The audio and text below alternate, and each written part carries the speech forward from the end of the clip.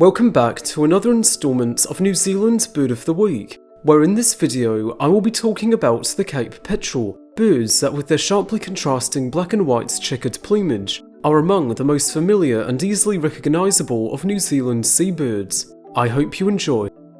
Also known as the Cape Pigeon or the Pinto Petrel, they are most definitely among the most familiar and recognisable of all Southern Hemisphere seabirds, down to their sharply contrasting black and white checkered plumage. They are most likely to be confused with Antarctic petrels, which have a similar, strongly patterned plumage but are a clean-cut brown and white, rather than the mixed plumage of Cape petrels.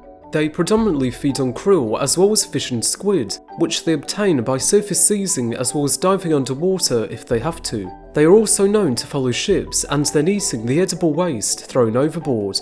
They frequent coastal waters, especially south from the Cook Straits and out to the Chatham Islands. They breed in loose colonies, being monogamous and laying one egg. Cape petrels are also the only member of the genus Dapdion, and are notably extremely aggressive at sea towards their own species and others, and will even spit oil at them.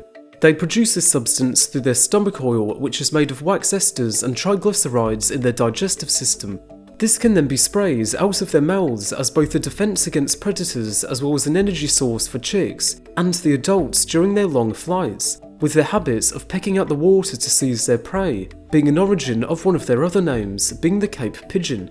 They are colonial and nest on cliffs or level grounds within a kilometre of the ocean, with their nests being formed with pebbles and being placed under an overhanging rock for protection or in a crevice. They use an elaborate series of displays and calls to maintain their pair bond and to maintain their nests, with them laying a single white egg, after which they defend viciously through spitting their stomach oil.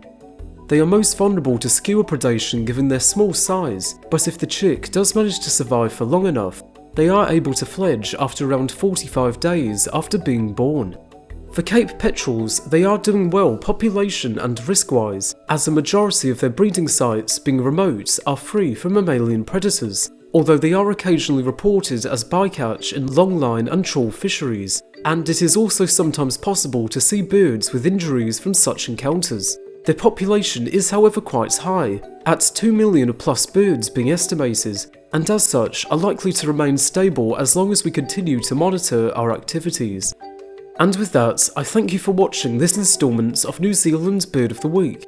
For next time, you are now able to vote for the subantarctic snipe, dumpy ground birds that have relatively longer bills and legs than other New Zealand snipe species. With that, I'll see you next time, whenever that may be.